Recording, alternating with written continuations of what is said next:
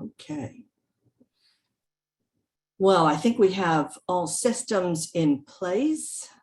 We've got a lovely number of attendees, and I think we're ready to go, go, go. Well, welcome everyone to Marketing and Sales 101, Fitting the Pieces Together. Oh, yes. Our presenter today is Jack Morris, and I think you're going to find him to be interesting, entertaining, informative, and all kinds of things. So thank you for coming. Before we get started, Jack would like me to poll you. Are we supposed to only see the presentation? Yep. Let me see. Donna, what are you seeing in addition to the presentation? Or is anyone seeing something other than just the presentation? Okay, I'll monitor that, but yes, you should be only seeing the presentation. Jack would like me to survey you for two very simple questions. Are you currently working with a SCORE mentor? Yes or no? And are you currently in business? Yes or no? So I'm going to launch this survey, this poll. And if you could just take a moment to fill in these two questions. While you're doing that, I'm going to move forward in the presentation a little bit. So I just want to tell you a little bit about SCORE. It's a nationwide nonprofit organization. If you don't know about SCORE, we are all volunteers who are anxious to help you and other small businesses thrive. We offer free confidential business mentoring. Our chapter, the Minnesota chapter, has nearly 90 volunteers waiting to help you with all kinds of questions, including sales and marketing. And our chapter was recently recognized as a Diamond Chapter for Excellence, and actually more recently was named a Chapter of the Year. We are very proud of that. We help you in all phases of your business, whether you're just have an idea and you're thinking about it and you'd like to work out the numbers. That's great. We also will help you if you've just started a business, you need a little marketing, sales, financial, we can help you with that. If you want to grow your business, or lastly, if you're thinking about selling or closing, don't just close the door. I just read about a restaurant that's just closed the door and they walked away. And I thought, my gosh, they've left on the table so much money. Don't be foolish and do that. Contact your local SCORE organization chapter, and they can help you with that, or we can help with that. We encourage you to visit our minnesotascore.org website. There you can request a mentor. All you have to do is fill in a form and you'll be assigned somebody. You can even request that Jack or I be one of your mentors. You can find other workshops or webinars and sign up for them as you did for this. You can locate a podcast. This is going to be a podcast, or this will be recorded and will be available on our website after the event.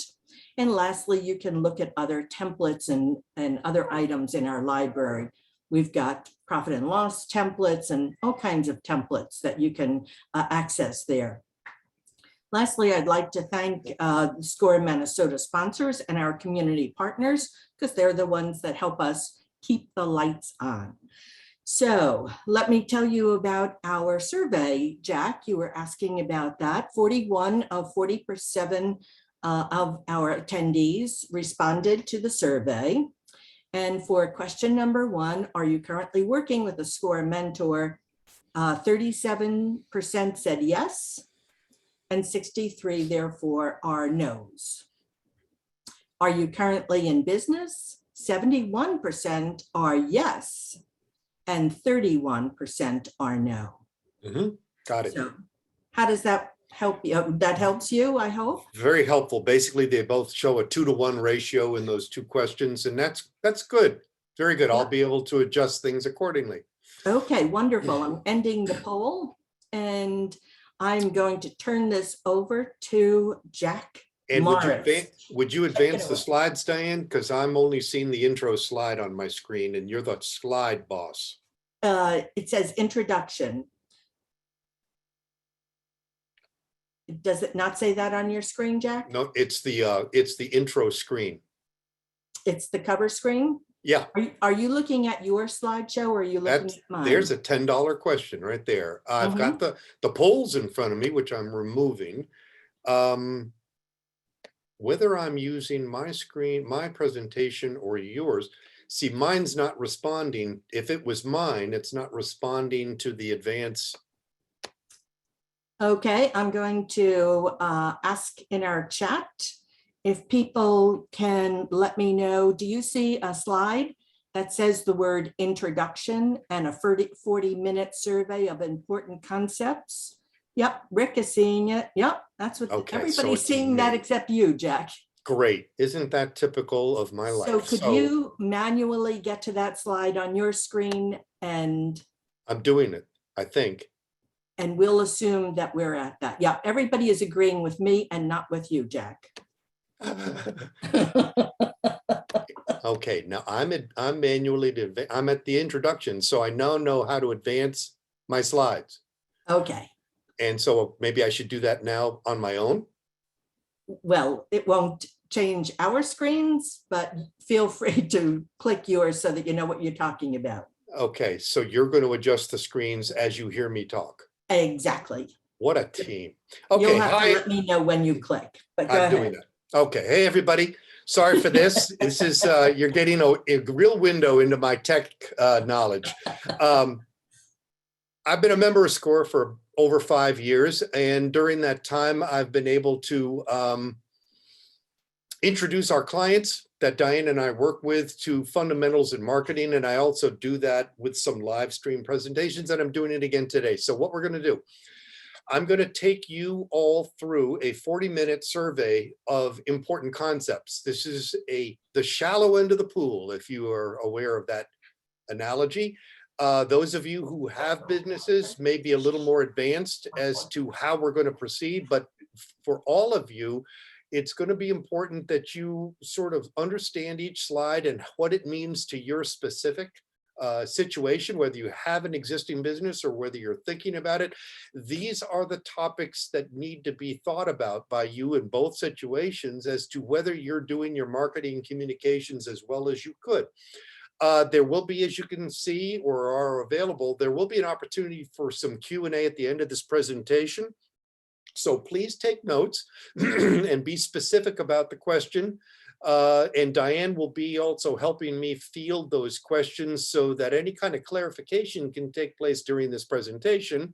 And I think that's the best we can do at this point. There's no need for me to repeat what Diane's already said about SCORE's value to you, other than to say SCORE is valuable to you, especially if you're in the conceptual stages, but also if you have an existing business. These concepts can be elaborated on and explained in far more detail as your SCORE mentor takes you through them. But for the sake of this presentation, here's information for you to understand that you need to know. What you do with that information is obviously going to be clearly up to you as to what to do to make your action plan even better. Having said that, now we're going to see definition. So this is an introduction. There's 3 other sessions following this that are going to take you through other aspects of marketing and sales. I just think it's real important to get the basics out of the way and make sure we understand our terms. There is a marketing term and there's a sales term. They are very much said to you as best as I can.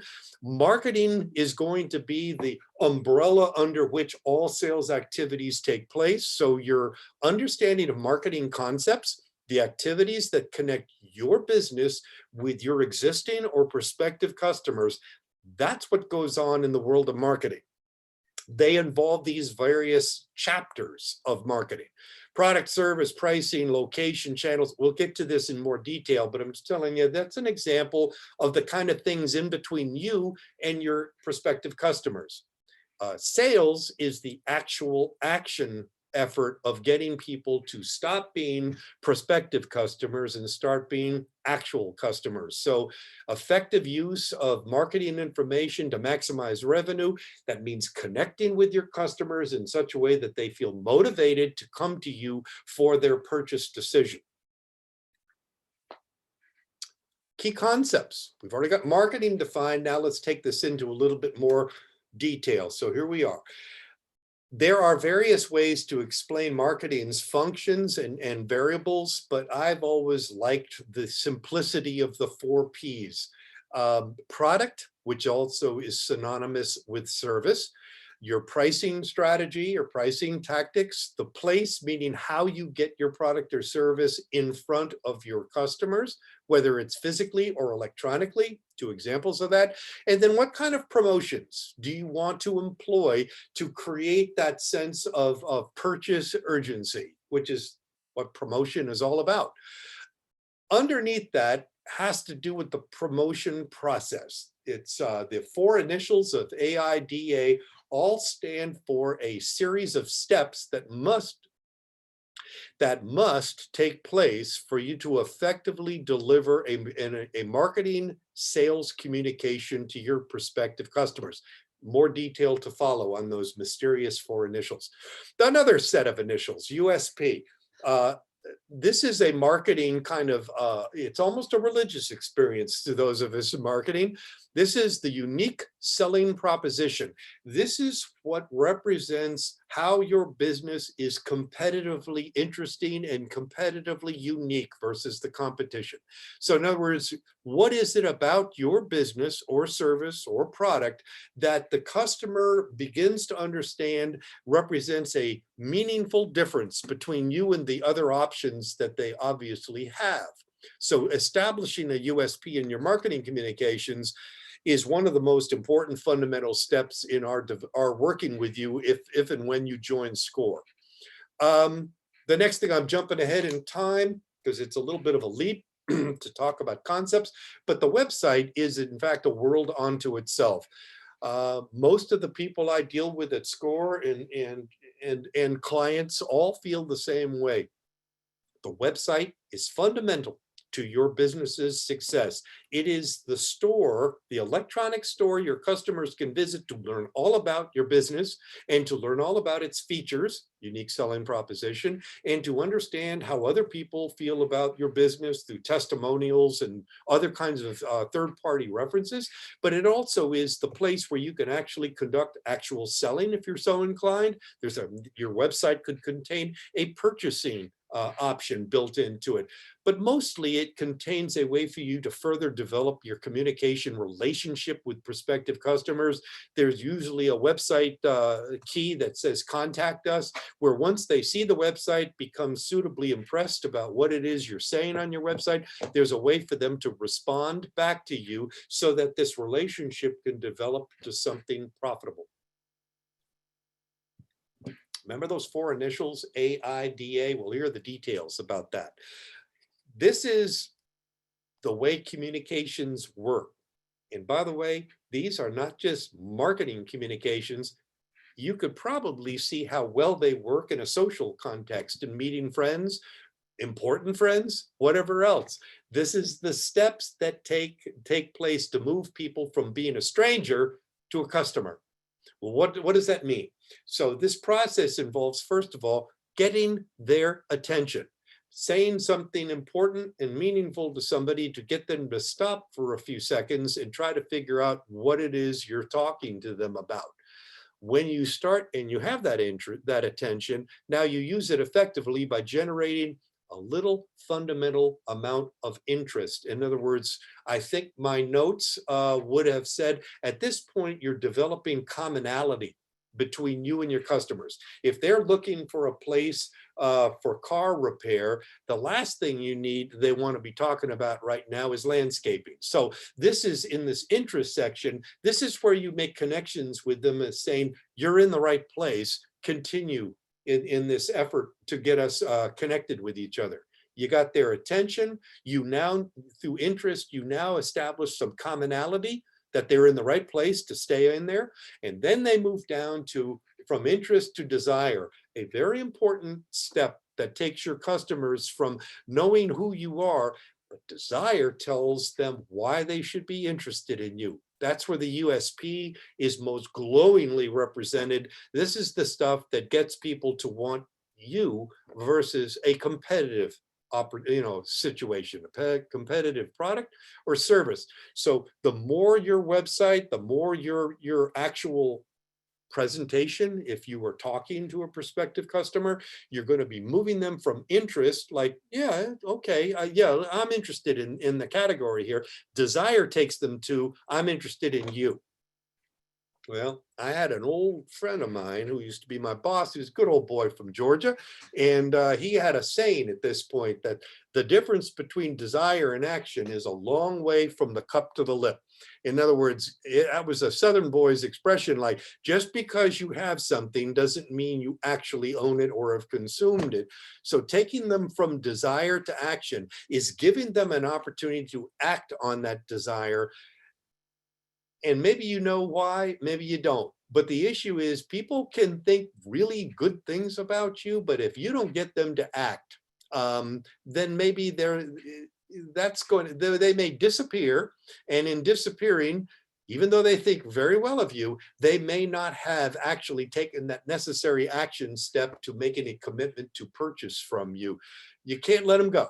Once they've gotten past desire, you've got to give them something to do where they can actually realize this effort on their part and go purchase something from you. So this AIDA, you can see how it flows. And as it flows, you're presenting more information, getting them more interested in you to the point where they're so interested in you that they're willing to commit to a purchase from you.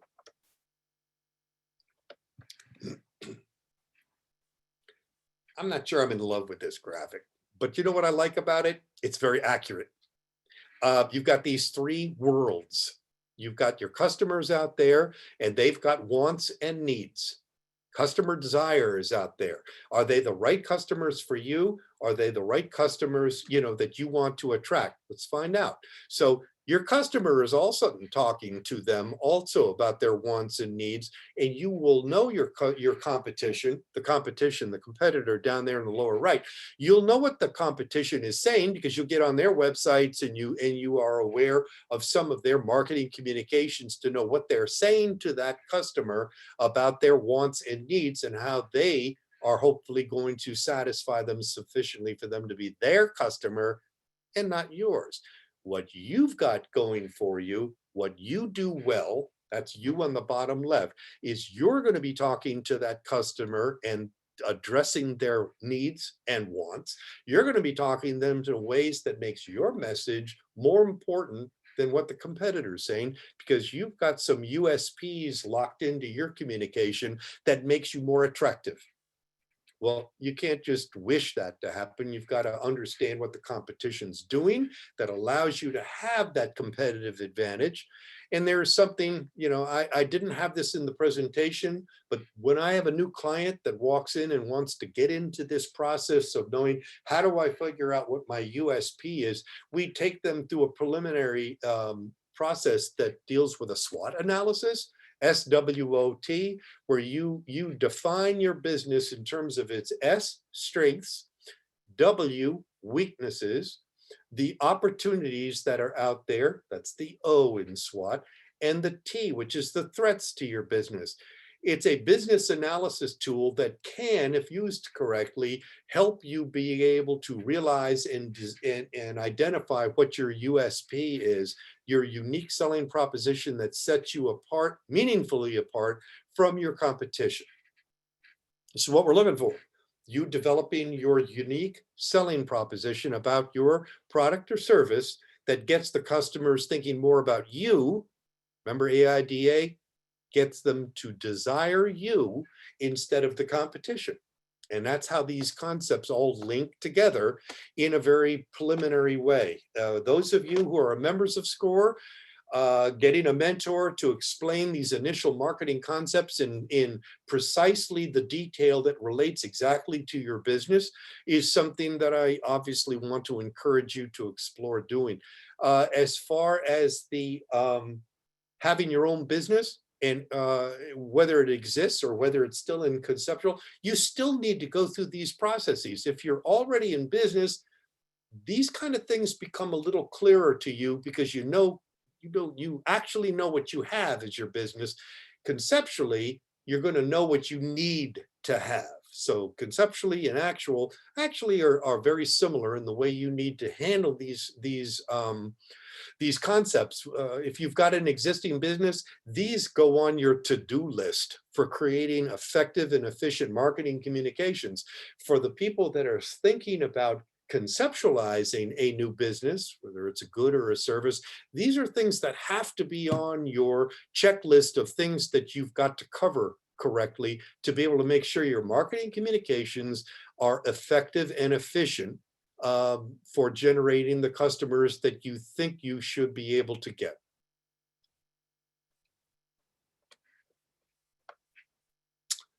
Your customers. If you have an existing business, you kind of already know who they currently are. At least I hope you do. I hope you're doing surveys or some kind of customer feedback. For those of you who already have a business, there should be some active research going on to understand who your customers are. Either they're filling out surveys electronically when you do a follow-up contact with them on the internet, or whether you've got a survey right at the point of purchase if you're a physical operation. But you've got to know pretty much who your customers are and what they specifically like about you, what they wish you also did. In other words, giving you some opportunities to have them more involved with you from a revenue standpoint, satisfying more of their needs. So you've got that. For those of you who are dealing with conceptual ideas about who your customers are or should be, you're going to be probably relying initially on your own good common sense about what you know about your business and how it should appeal to certain populations that are out there.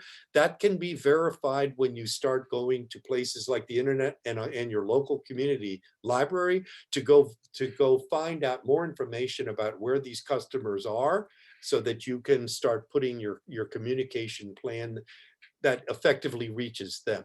So knowing who your customers are, either actually or conceptually, should also be combined with customers that you think should be your customers. Who are the competition's customers?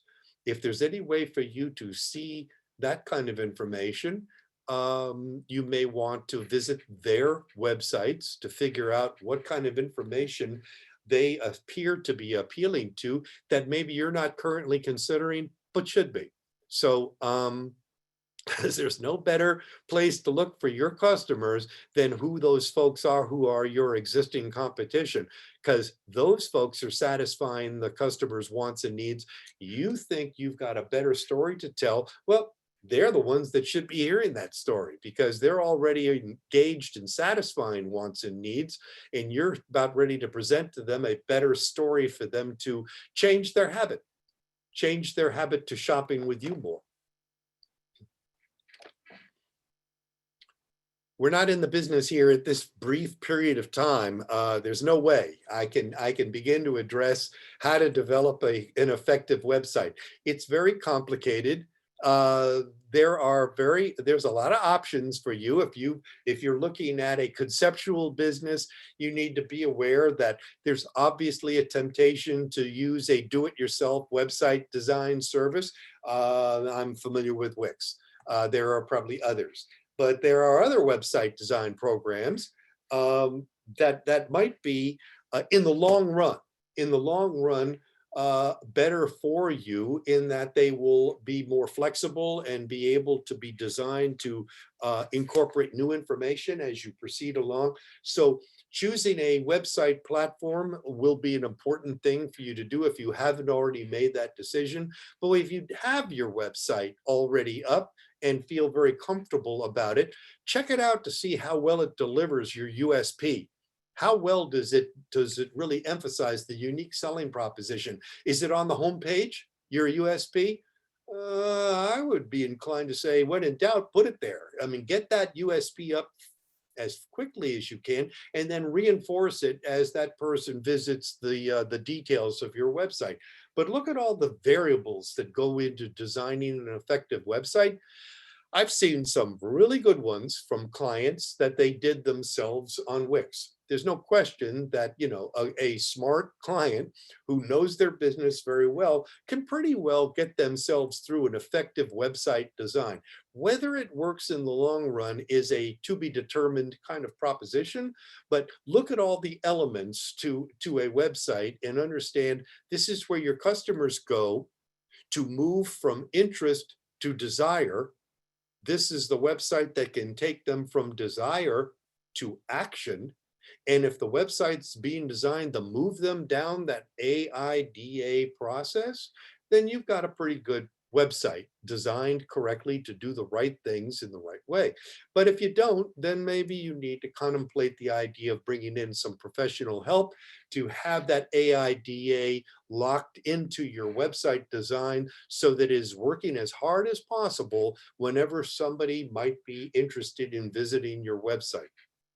And oh, by the way, then there's all this social media that goes on to getting people to be aware of your website. That's for a later situation. It will definitely occur when you join SCORE, and you'll learn more about the actionables way of making that website work very hard for you, especially if it's so well designed. Don't you want to share it with as many people as possible who might be prospective customers of yours?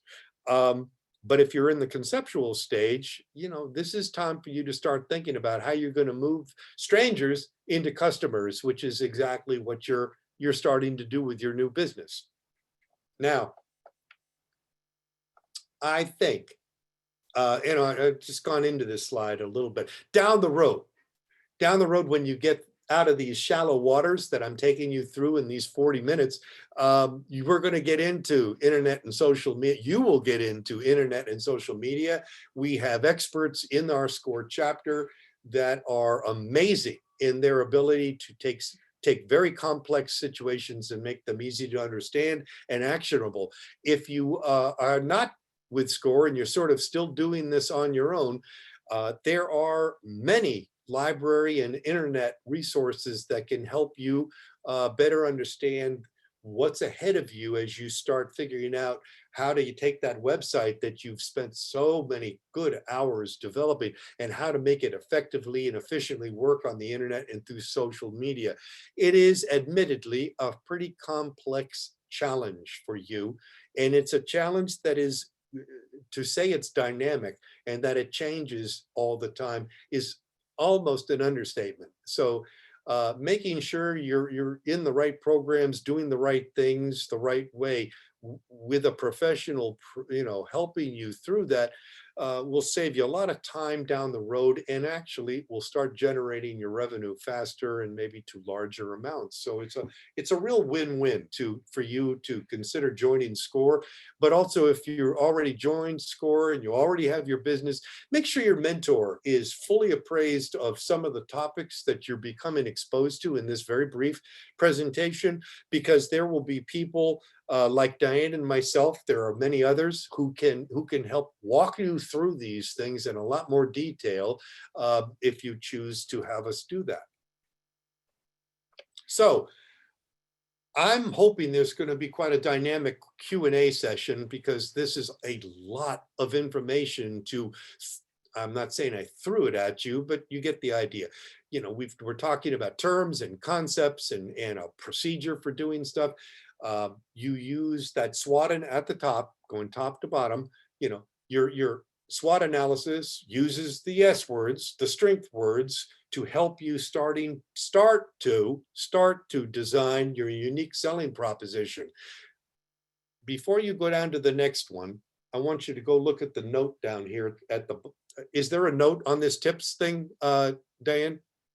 No, I made a note on my slide that says, in your marketing communications, please make sure you have this. In your marketing communications, you need to know that there could be a significant difference between the words you use and the words your customer understands.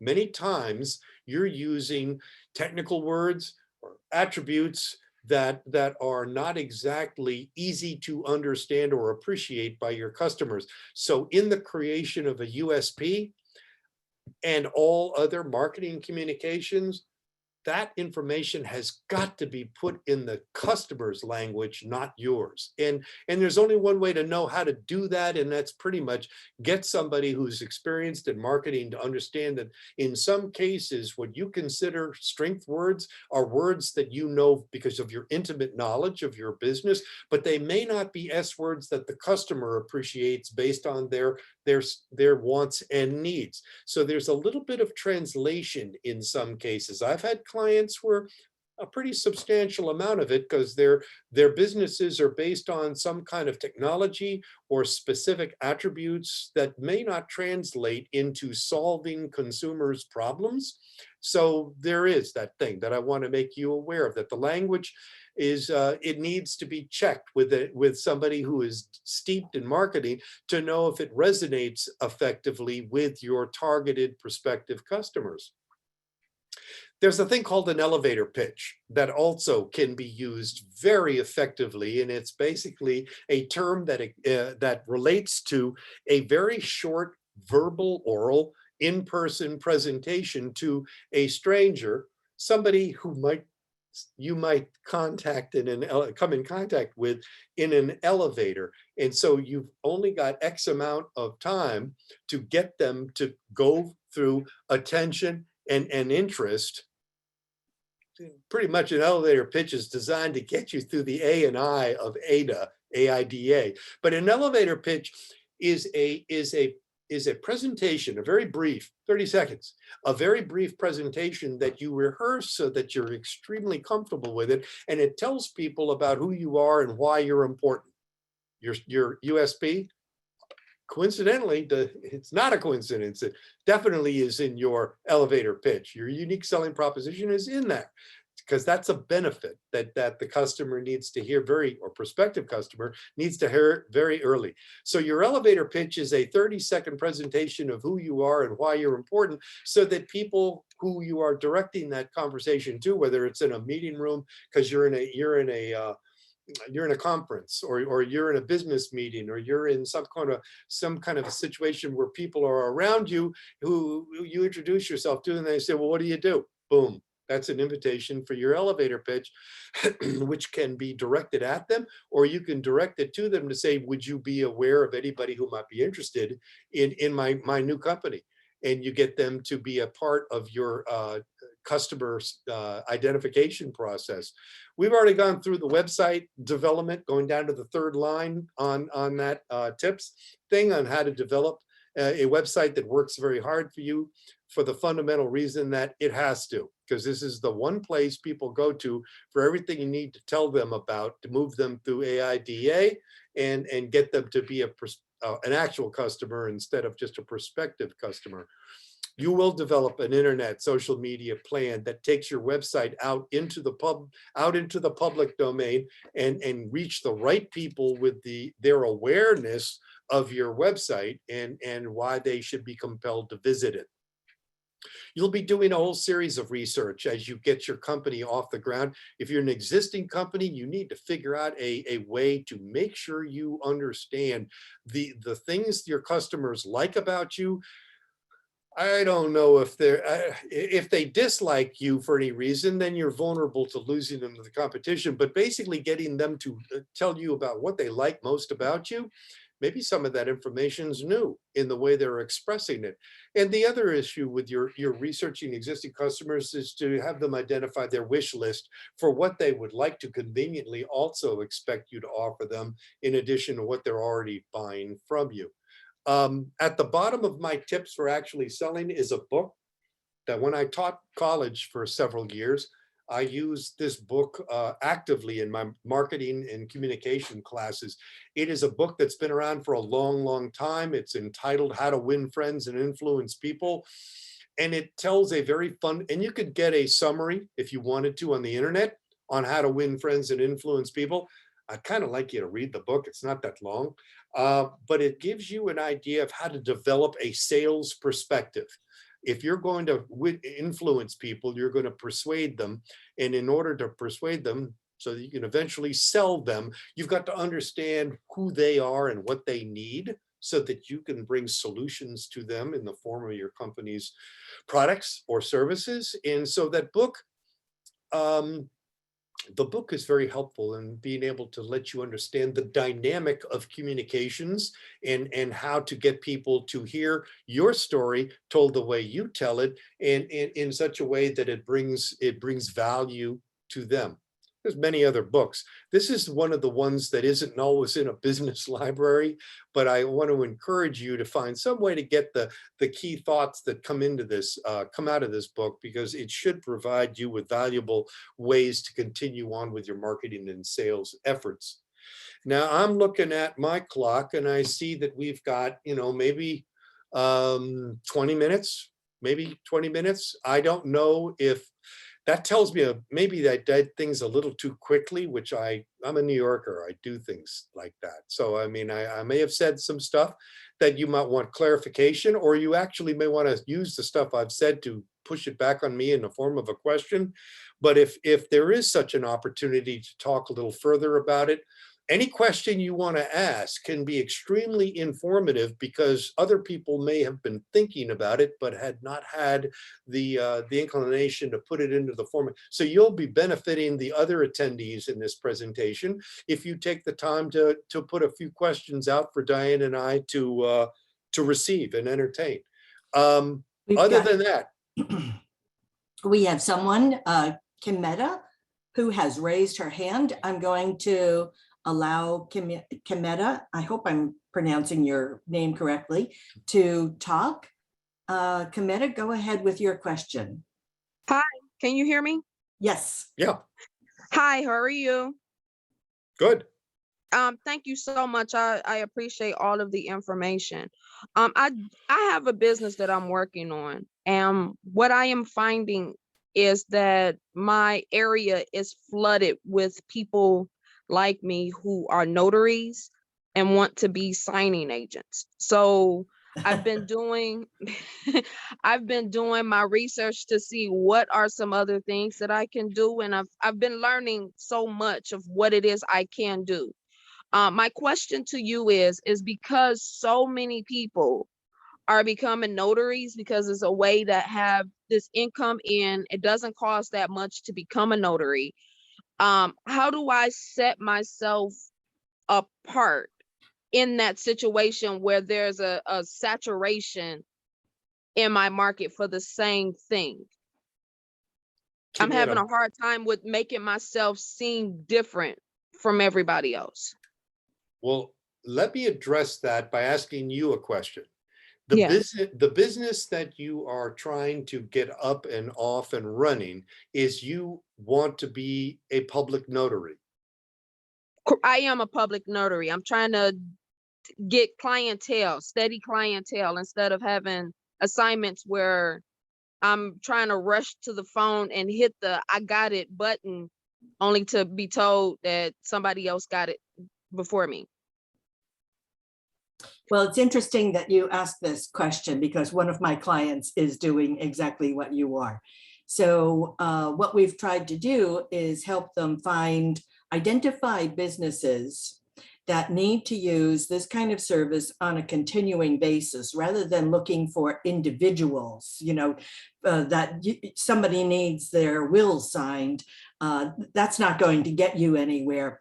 But for instance, real estate, lawyers, now they may have in-house people, but they may not have in-house people. So we thought about contacting some of these companies, businesses, and seeing if you could get on their preferred list. And not only leaving a business card behind, but leaving actually more of a rack card. And if you don't know what a rack card is, look it up. But it's a larger piece of publication that you can further define who you are and what you do. But I think it's so important to identify where you think the large market is, not the individual market. Jack, feel free to. No, there's no way I could beat that comment, Kimmy. I think that what Diane's basically saying is go after the businesses, because then you'll have several people in that business who need your service all under one roof. It's a very efficient way to operate, makes your communications much more effective. What I might want to add is maybe for you to do you know anybody out there who's actually been a notary for a period of time? Yes, I've been talking to some notaries. I joined a social networking group of notaries, and I've been speaking with someone that's out in California that, she's for the most part ready to retire type thing. So she's been giving me some really good golden nuggets. But when I'm talking to people, I feel like the the way that I'm marketing myself, I'm not piquing their attention enough to go with me opposed to the other 3 or 4 notaries that have approached them. You know what I'm saying? So I'm So trying to you need to identify your unique selling proposition that Jack was talking about. I'm looking at some of the chat comments. Someone said on call for hospitals and senior centers, attorneys' offices, but somebody said attorneys and banks do it for free. Yes, because they're providing other services. But the other thing that I suggested, which is along the lines of what you said, is look for groups on Facebook and LinkedIn that you could join and put the question out there. See if people can help you identify in your area places that you can go and contact. I read a comment that says something about a niche. It's like, that's what I'm struggling with. Like, what is my niche? Because it's like everybody is doing the same thing in my area. Like, how do I determine what makes me special? Kenyatta, again, I need to ask you a question. Your service is physically supplied. You can't electronically, do your job.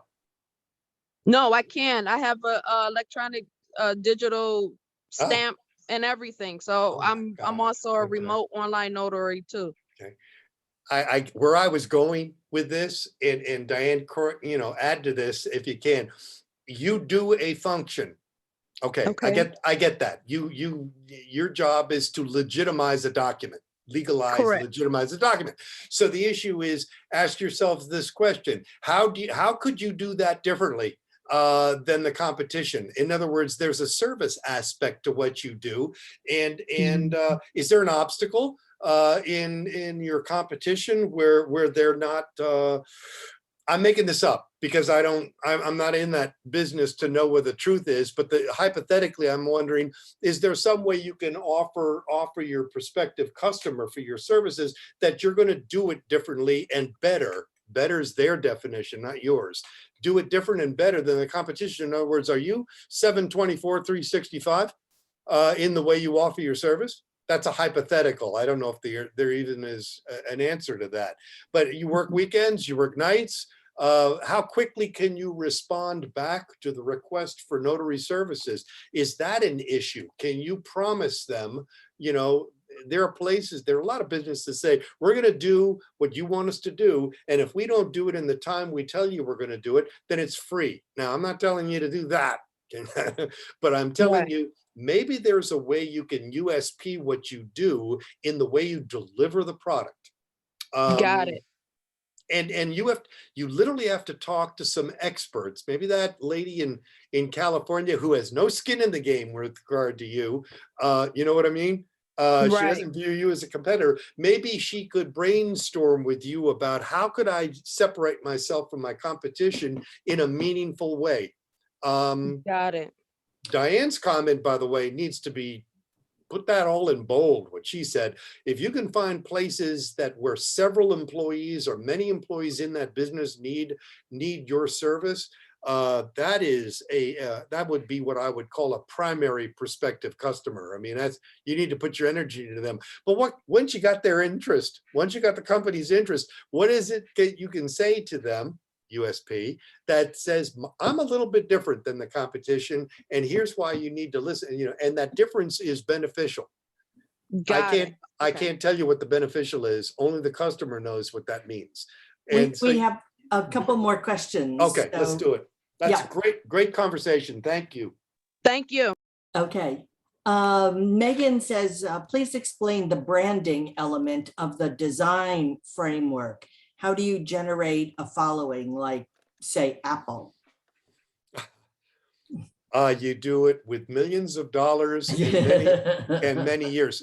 You know, I looked at that branding thing and sort of pondered it for a new client, especially a new client with a conceptual business. And all I can say to you on that, the brand is a you could call it a symbolic representation of who you are. Okay, and if your USP is developed in words, then maybe there's a slogan that could be used under the symbol that represents your business. Maybe it's ABC Products is your business, and under that might be a slogan. That slogan underneath that company identification could be a USP wrapped into a very clear and concise benefit promise. And the combination of the graphic of your company name and the slogan might be considered to be an effective way to brand your company. Maybe.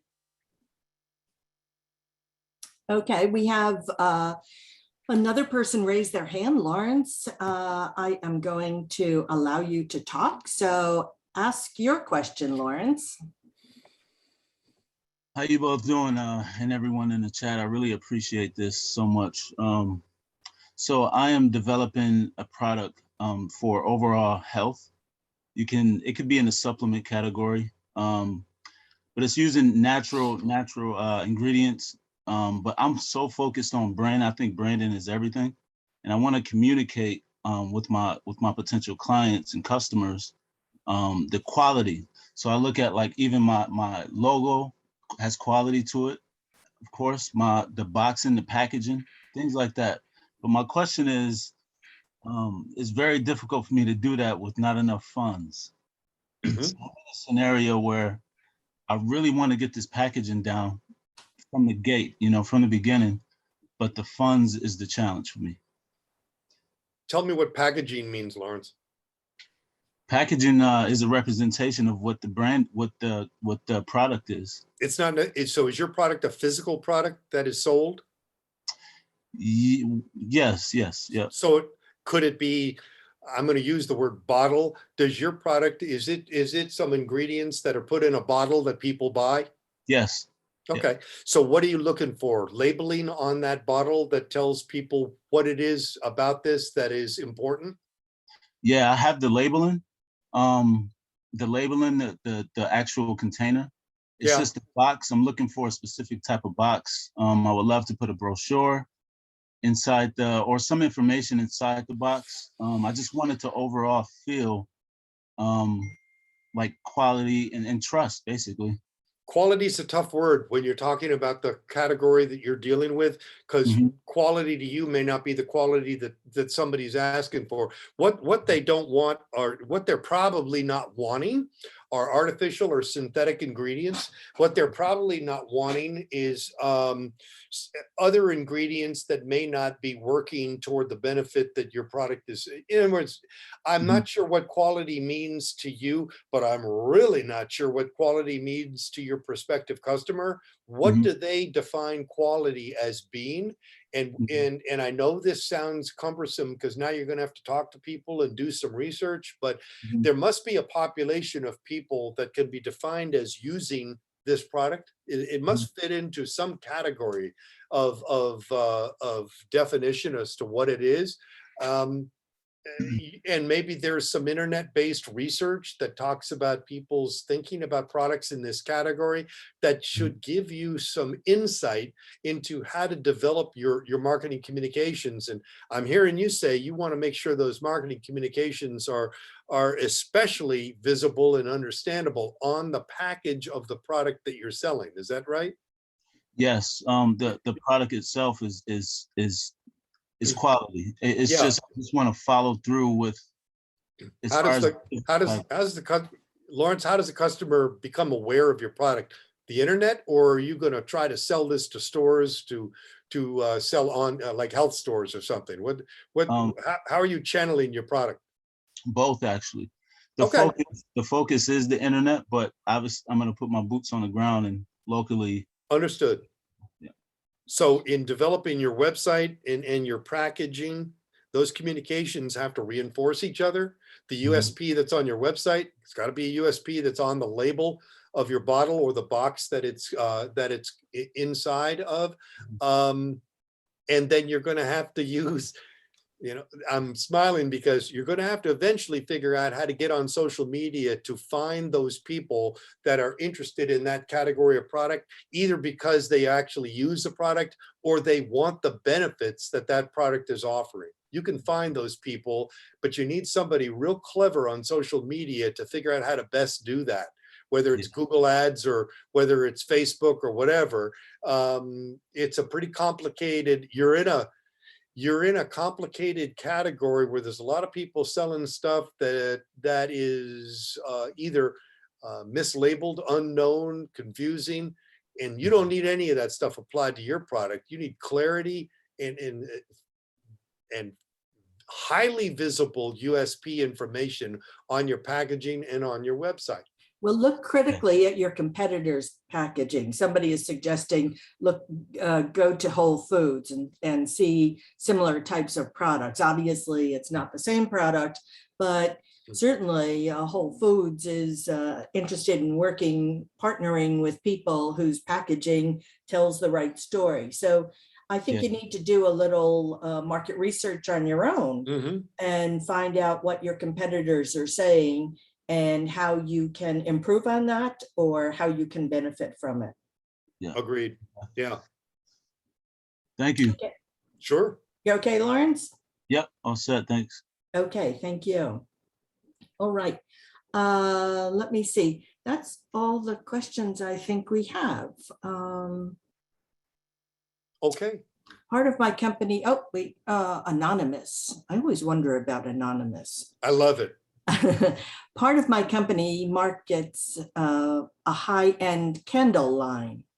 How best can I market them via my e-commerce website if the consumer isn't able to smell them? I used lifestyle photos and great adjectives in the description, but I'm wondering if there are other ways to market them. Well, this is interesting because I actually buy a lot of my fragrances, my soaps and so forth from Bed Bath & Beyond. And I don't go into the store, I buy it online. And I think they do a very good job at describing what the fragrance is. And then you can rely upon hopefully the feedback that people will leave for it. But I jumped on that, Jack. I'm sorry. Go ahead. No, I have to listen real hard to know what we're talking about here. So we're talking about fragrance candles. These have what benefits? Is it basically an environmental plus? You have your living room now fragranced and feeling very much. What is this? What's the situation where this candle is being used? Well, seriously, I mean, there's a big difference between having your house. I mean, is there a romantic aspect to these fragrances? Because that's a different positioning, and the benefits are different than one in which you just like the idea of X fragrance in Y environment. So I would, but what's the benefit? What is the benefit of this fragrance? Is it made from all natural ingredients? Is it a natural source of this fragrance? I would assume that might be a positive versus something that is artificially created. So but that wasn't what I thought you were asking. You're like, how can I get a sense sold on the internet? Exactly. And that's a little tricky. That's a little tricky. But the issue is, what's the end result of this? Is it a room that people, the analogies that I have in my head are horrible analogies about laundry detergent, but let's move on. What is is this going to be guests coming over and you're having dinner and the room is now set up a certain way? I mean, how are these candles being used and what is the expected benefit from the person using the candles? And that's a way to start talking about appealing to the senses. because you can't use the nose on this. It's got to be either the ear or the eye that's being used to present a nose story. Sorry, it's the best I can do. But your job is to figure out what the end result is. How do people feel when they're exposed to your scented candles when they're in use? And that may be a good way to sell the sense experience when you cannot do it physically. Yeah. Somebody is suggesting, or Jerry is suggesting, maybe offer small smell samples, easy for Yeah. you to say. Correct. That's a possibility. Yes. Yeah. Right. Faye wants to know, do you know of any good books on creating your elevator pitch? Yeah, the internet. The internet, I've gone through the internet to know there's probably, the issue is where's a good source of good elevator pitch? And the only way I can tell you is you're going to have to travel through those website connections, the links, and figure out which one resonates with you. What makes sense to you? They're all over the place at the internet, as is most things. But all you have to do is get on Google and go best elevator pitches, and you'll be waist deep in articles on that, and they will most likely be useful. Yeah. I'm sorry, I was distracted. I was reading a question. I am a music entrepreneur. Oh, I'm a music entrepreneur who has come out before and now in the process of rebranding myself now with my partner to promote more married families in the community. Should I erase my past on social media, if you could do that, or use my past to anchor and elevate my future, and tips on rebranding? What's the product again? Music entrepreneur. What does that mean? I'm sorry. Um, If I'm there's buying no, a music there's no entrepreneur, definition here. well, I need that person to explain it because I don't understand the term. Right. He did not ask to ask your question live. So that's as much as I can tell you. Okay. I really am not really I don't know enough right now to be able to provide an effective answer. This is for Kimet. She's in Michigan. So you don't need to, if you wanted to work with us, you'd have to go through Minnesota.score, but you can go to score.org and apply for a mentor there, and they will provide you with someone locally. Mm-hmm. And if they don't have any experts, they can actually call on people like us anywhere in the country. I have a client who's in Washington, DC, and I'm sure Jack has clients that are all over. So the wonderful thing about Zoom, if we could say that, is we can be anywhere and helping anybody. Please get All right. connected, Michigan lady. All right. I hope you provide audio recordings, music CDs, and hope to start a center for the youth. That's not a question. So, yeah. Victoria is asking how they can contact us and work directly. We only work through SCORE. Right.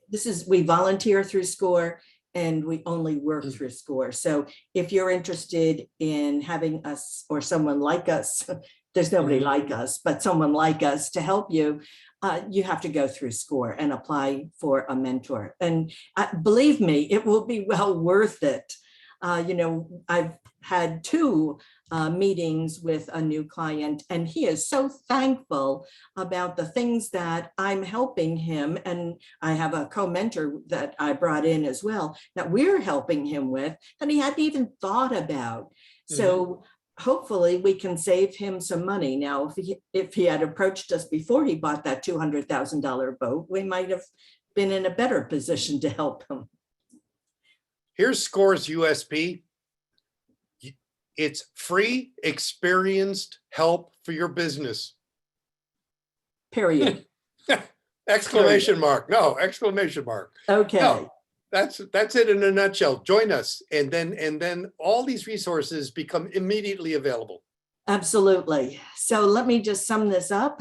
We encourage you to visit our website or the SCORE national website. There you'll be able to even volunteer. Maybe I saw that there's somebody on here giving advice who was a SCORE volunteer. Come on back, we miss you. If Absolutely. you want to volunteer, go on there and apply. If you want to mentor, you can do it there. You can sign up for other workshops. As Jack pointed out, this is the first of 4. You will get links to sign up for the other 3 in the email that comes with a link to the video recording of this, as well as the slides themselves. You can look for other podcasts and other information that we have stored on there. You'll also be getting a survey, and if you like what you saw, please fill in the survey. Even if you didn't like what you saw, please fill in the survey. What can we improve? And most importantly, what other topics are you interested in? There's one important question that's on a scale of 1 to 10.